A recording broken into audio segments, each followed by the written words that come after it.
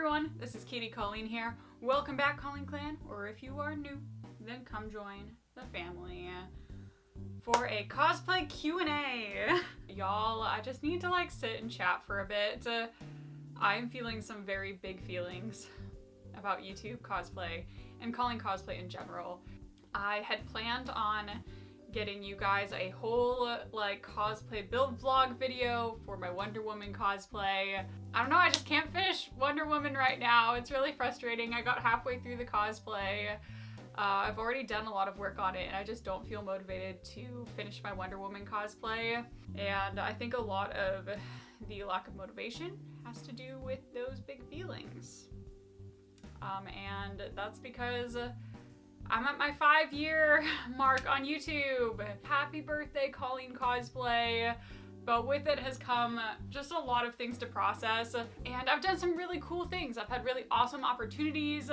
I've gotten to do stuff with Colleen Cosplay that I never thought I'd get to do in my life. But it's really hard not to look at the 5-year mark. And I'm at 240 YouTube videos. Making that many videos, spending this much time, it's really hard not to feel like a failure and a bit of a loser, just because here we are 5 years later, less than 3,000 subscribers, still not part of the YouTube Partner Program, which is basically YouTube monetization. I get it, okay? It's not about the numbers. The real treasure is the friends we made along the way, and that's a great way to look at it. I love that. But unfortunately, brands do not care about the friends I made along the way. YouTube does not care about the friends I made along the way. Corporate America does not care about the friends I made along the way.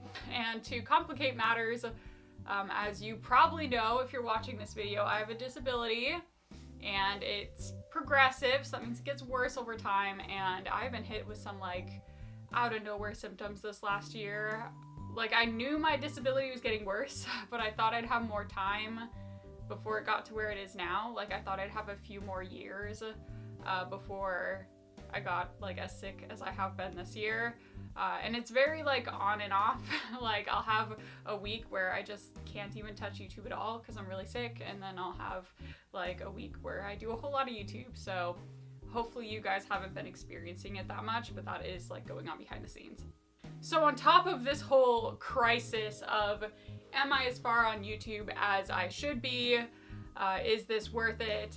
I'm also having some very difficult conversations with how sustainable Colleen Cosplay is. As the channel has grown, which is great, I'm also upping the video quality and production on my videos. My videos have gotten way more intense. In order to make big videos like that, it takes more time, more money, more effort. And it's getting really hard to do those things with a disability that's getting worse and with zero support from YouTube. But we are very, very close. We are very close, okay? I'm only 100 watch hours away from the YouTube Partner Program now. I suspect I will probably get that in the next month or two. So we're getting very close, but also just looking how much work it took just to get this close it's a lot, okay? That is a crisis that is kind of looming in the background. We are going to put that away and film a Q&A video. I also have a bare face, no makeup, because I'm getting into cosplay. I'm gonna be getting into Keiichiro, Tokyo Mew Mew dad. What are some cosplays you wanted to do, but eventually crossed off the list? So the way I understand that question is cosplans that I had for a long time but didn't end up doing. My Yuri on Ice cosplay, I made it tried to make it for SoccerCon 2022, and kind of similar to the story with my Wonder Woman that I'm trying not to look at. I just wasn't really feeling it. I still have half a suit jacket. It's just one layer of a suit jacket that I made for Yuri, and just never finished it, and at this point I don't think I will. What are some of your cosplay pet peeves? Lately, it's been kind of the more toxic side to cosplay contest culture. Before I go any further, I just want to say, the vast majority of cosplay contests, very fantastic, supportive. Everyone is great. We're all having a good time. But there is like a very, very small minority of people who just, you know, they take it very, very seriously. I think sometimes too seriously. And they take it very personally if they don't win.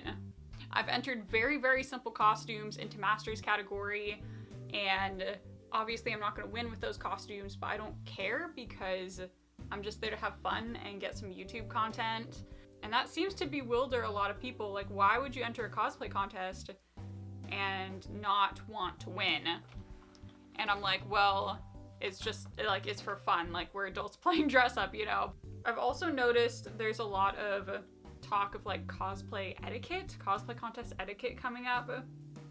And I'm not talking about just, like, be a good person, don't be a jerk. Like, I think that's etiquette that needs to exist. There's just a lot of etiquette about, like, when you should move to Masters. But there are some people who say, like, if you've won Journeyman at all, at any con, you need to move to Masters. Just last weekend, I was at a con that only had 3 contestants in it, so everyone won an award. So does that mean all of them at the next con have to, like, class up to a different category? I don't think so. I don't think so. So I definitely think there's some context involved in, like, if you won Journeyman at a con with only 3 contestants, should you have to compete in Masters at every con for the rest of your cosplay career? Like, I don't think that's fair. And there's a lot of conversations about, like, sandbagging and how many times can you compete one costume? Oh, what if you won an award? Well, what if that award was at a smaller con? What if you changed the costume?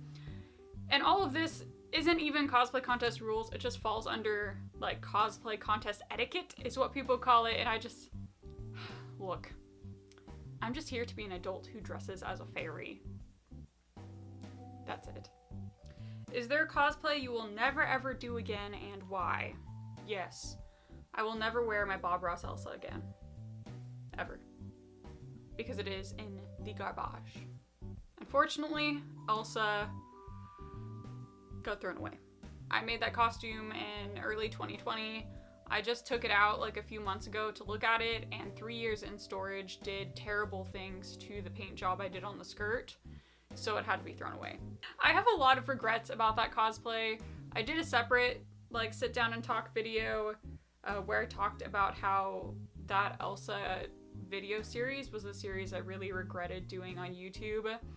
And part of that was I kind of went into this Elsa build purposely not researching how to paint this skirt because I thought it would be, like, more funny and, like, the video would be more entertaining if I went into it with, like, no prior knowledge and people could see me kind of, like, fail and learn and stuff like that.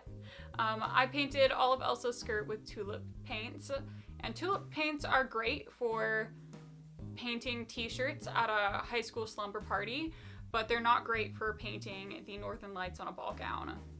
And unfortunately the dress, like, just could not be salvaged. I did tear off as much of the rhinestones and stuff as I could, and I did save the bodice, so I just, like, hacked off the skirt, threw that in the trash, and I saved the bodice of that dress so that I could potentially use it or the fabric in the future. But yeah, that dress is gone. What is your favorite con to attend? I want to say Sakura Con. If you had asked me this last year, I would have said, like, one of the smaller cons in Spokane. I've always been a huge supporter of, like, really small cons and how that's, like, a great con experience. I've had kind of a change in perspective this last year, which makes me have a new appreciation for larger cons, like Sakura Con. Because I've realized that with a lot of the smaller cons I attend, the vlogs I do are kind of the same every year. I actually did go to RadCon this year with my dad. We wore our Riku and Orin cosplays, and I didn't make a single, like, YouTube anything, just because I felt like there's nothing I could vlog at RadCon this year that would be different than my other RadCon vlogs. And that's the thing with small cons, is after you've done them for a few years, they're kind of the same.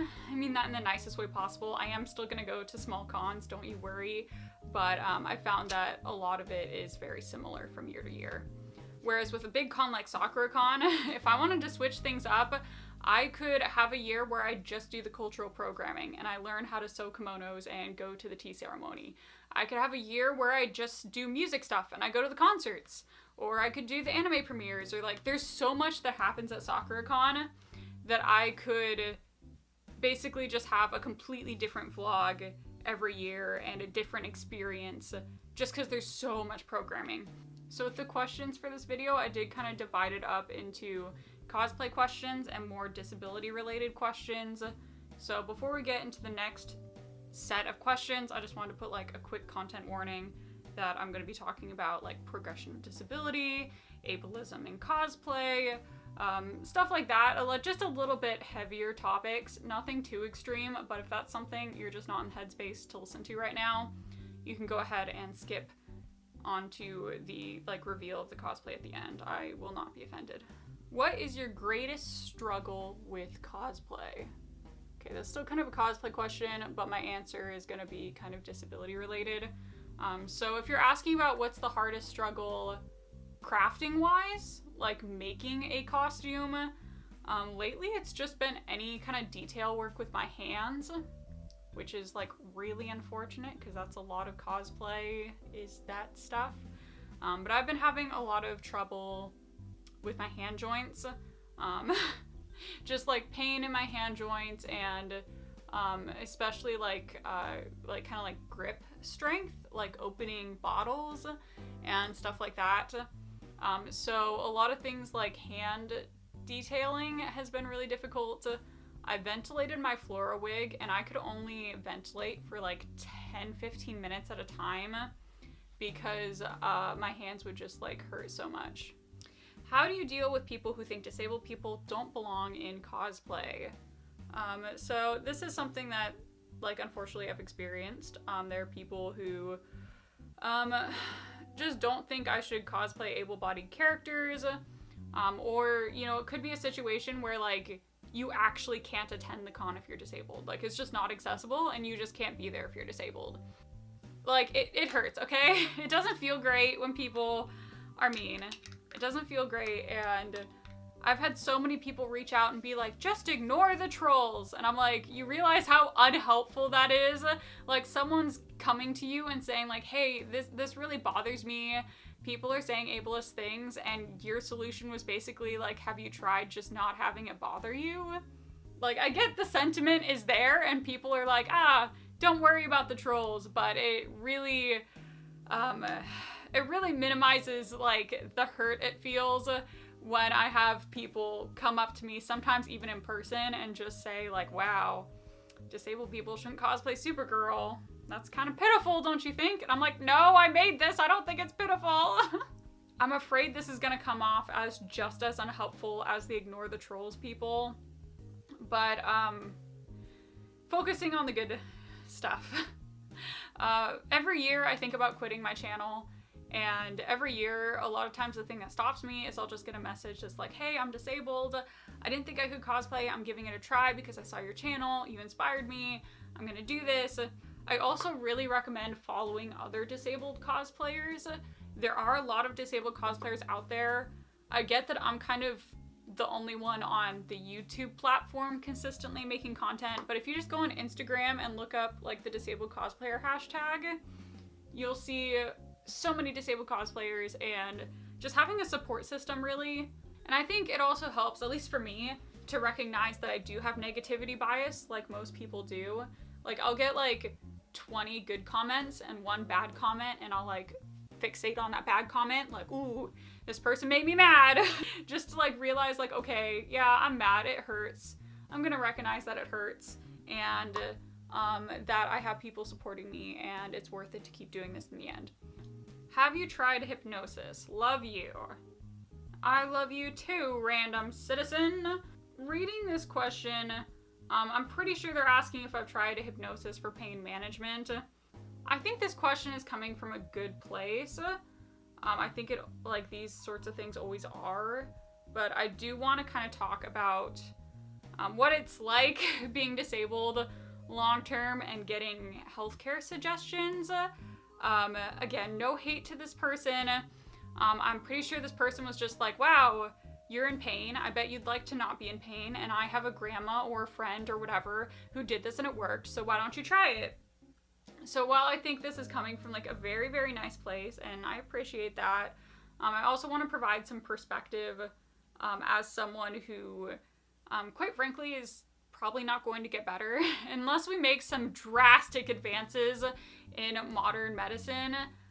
We can't make cartilage grow back. But when people, especially those who don't know your story very well and don't know what you've been through, what you tried, just suggest like healthcare or pain management options, there's a lot of complicated feelings, okay? When I was first disabled, a theme that I saw a lot from the people around me, like family, friends, whatever, was that I just wasn't trying hard enough to get better. It was like, well, don't you want to get better? Why haven't you tried this? Why haven't you tried essential oils? Why haven't you tried water yoga? Why haven't you seen this doctor yet? Don't you want to get better? It seems like you just want to be in pain, huh? And like, that is such a dangerous mindset that, you know, you put on disabled people, that they just don't want to get better. And again, I don't think that's what this person is trying to get at, but I definitely have a history with that. So when I see a comment like this, it just kind of brings some of that back. Like, you don't know what I've been through, you don't know what I've tried, and even though hypnosis worked for you for your pain management, doesn't mean it will work for me. And I have worked very hard for years to get in a place where I can accept that I'm disabled and thrive and have a good life. And I feel like it really kind of dismantles some of that work of trying my best to accept myself as disabled when people are like, well, have you just tried like this? Have you tried this? Maybe we could just fix you. Yeah, that's kind of the situation. And like, look guys, every single year without fail, someone messages me and asks why I haven't just amputated all my limbs yet. Like, even though this question wasn't that bad, you need to understand that you'll get lumped in with these people who just ask why I haven't amputated both my legs off yet. And I'm like, because I can still like walk for 2 minutes and it's uncomfortable, but like, I'm not gonna amputate my legs. Okay, that's enough about that. Basically, don't suggest medical care to disabled people unless they ask for it. How do you get the most out of the con experience without pushing yourself too hard? Basically, you need to know your limits. Know how much you can do and how much you can't. There's definitely a time when you can just be kind of uncomfortable because of your disability, but you're having a good time. But there's also being in so much pain, you're not even having a good time anymore. And knowing where that limit is. So I can like be kind of uncomfortable, like my joints hurt and I'm like have some fatigue, but I can still have kind of a good time, and knowing at what point I'm gonna be so sick that I hate it. Plan in breaks, to take a nap in the hotel room or eat or whatever. I used to be able to go to cons and just like show up and not eat or drink water for 8 hours and be fine. That's not the case anymore. So I have to like plan in like, okay, I'm going to this event, like maybe I'm going to a panel at 9, but I also want to go to another panel at like 3 p.m. Okay, so I'm going to do that first panel out of cosplay. I'm going to take like a 2-hour break to eat, maybe go to the hotel room and rest for a bit before I change into costume, and then I'll just be in costume for the second panel. And I get that you just want to be in costume the whole day, you want to go to every event, and I'm sorry, but you just can't do everything. That's kind of comes with disability. So you just kind of have to choose what you can do. I plan everything to the smallest minute detail, and I have multiple scenarios of like, if I feel really good, I'll go to this photo shoot and I'll go to this meetup. If I don't feel as good, I'll just go to the photo shoot. If I feel really sick, I'll do neither and I'll just go to the hotel room. And I have like this like huge plan with like all these different options depending on how sick I feel. And that's kind of intense, but you get the idea. So that's all the questions I have. Sorry, masculine makeup just isn't as entertaining, but part of that intense planning I was talking about is learning to double dip with content every now and then. And if I have to get into Keiichiro for a collab, I'm also going to get into him for a Q&A.